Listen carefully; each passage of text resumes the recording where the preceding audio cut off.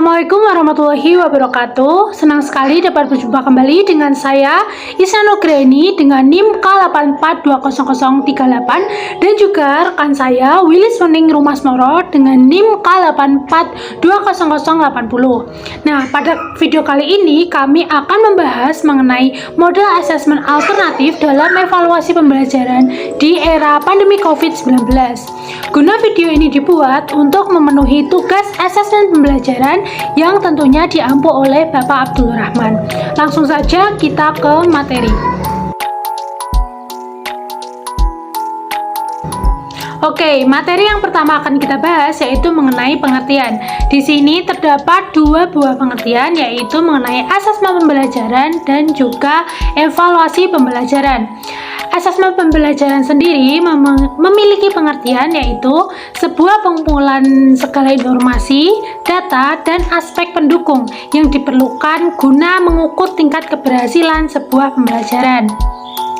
Lalu, asesmen pembelajaran sendiri memiliki kesamaan dengan penilaian pembelajaran, yaitu merupakan sebuah kegiatan memaknai hasil pengukuran yang dilakukan mengenai kompetensi dan juga hasil belajar dari peserta didik.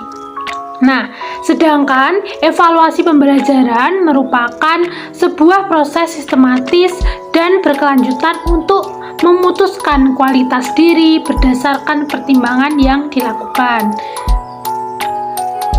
Pandemi COVID-19 tentunya dapat merubah segala aspek atau sistem keberjalanan sebuah kehidupan, salah satunya yaitu dunia pendidikan.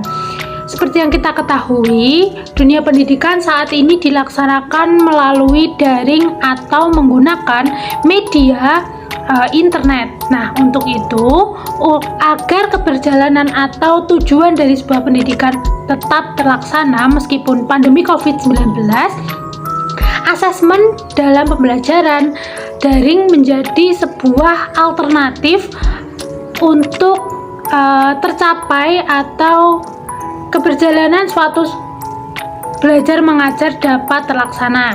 Nah, sebelum itu kita telaah lebih lanjut bagaimana sih kesulitan atau apa saja kesulitan yang dihadapi dalam pembelajaran daring di masa pandemi COVID-19 ini.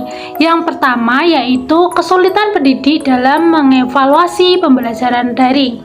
Yang kedua, dituntutnya sebuah akses jaringan yang baik dan stabil baik siswa maupun pendidik. Yang ketiga, tidak semua daerah memiliki akses internet yang baik, sehingga hal ini juga harus perlu diperhatikan oleh beberapa pihak yang menangani atau berwenang. Lalu yang keempat ada penugasan materi dan penugasan yang terhambat pada hasil pembelajaran sehingga tidak memperoleh hasil yang maksimal.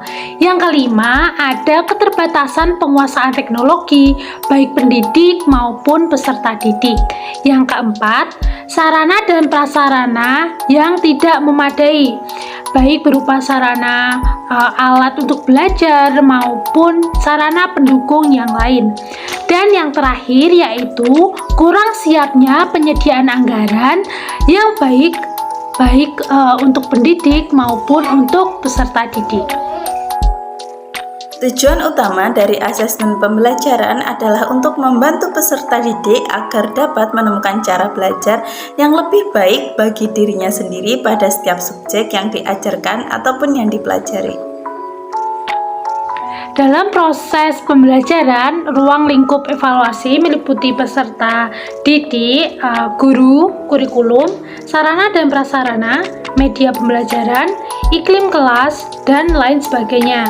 Dari definisi dan ruang lingkup yang telah dijelaskan sebelumnya, dapat disimpulkan bahwa tes pengukuran, penilaian, dan evaluasi memiliki sifat hierarkis. Seperti yang gambar yang sudah tertera, bahwasanya secara berurutan sebelum dilakukannya evaluasi harus didahului dengan penilaian atau asesmen. Nah, sebelum penilaian asesmen dilakukan, maka didahului dengan pengukuran. Nah, salah satu alat ukurnya yaitu menggunakan tes. Nah, itu dia sebuah konsep dasar ataupun sifat hierarki dari evaluasi pembelajaran. Materi selanjutnya yaitu mengenai konsep dasar asesmen pembelajaran daring. Yang pertama yaitu penilaian berbasis daring.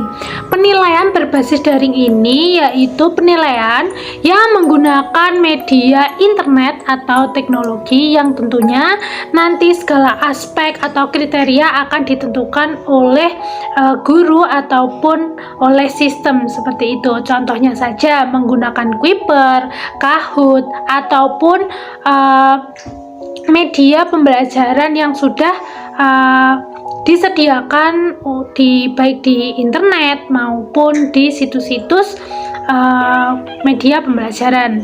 Lalu yang kedua terdapat penilaian portofolio, di mana nantinya penilaian portofolio ini mencakup yang pertama catatan pendidik atau guru, yang kedua hasil pekerjaan peserta didik, dan yang ketiga perkembangan peserta didik. Hasil catatan pendidik itu mampu memberikan penilaian terhadap sikap peserta didik dalam melakukan kegiatan portofolio. Yang ketiga yaitu penilaian karakter. Seperti yang kita ketahui, penilaian karakter ini merupakan sebuah penilaian yang bersifat individual mengenai keadaan moral seseorang, yaitu peserta didik atau murid secara umum. Karakter dapat diartikan sebagai suatu kualitas kepribadian seseorang yang membedakan dengan dirinya dan orang lain. Pengguna asesmen pembelajaran yang pertama adalah guru atau pendidik.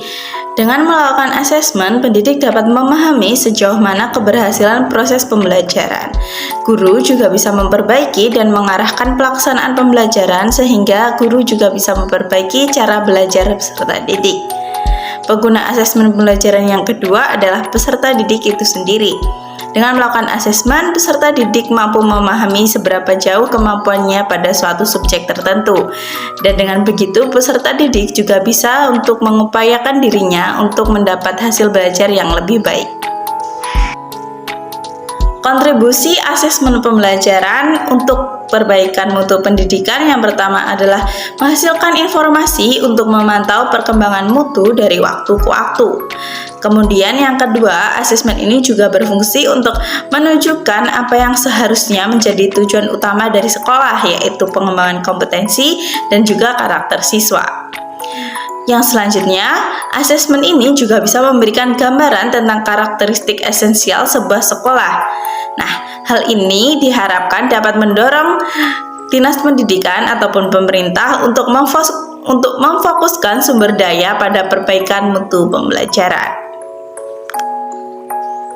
Sekian video pembelajaran dari kami, banyak kurangnya mohon maaf. Terima kasih. Wassalamualaikum warahmatullahi wabarakatuh.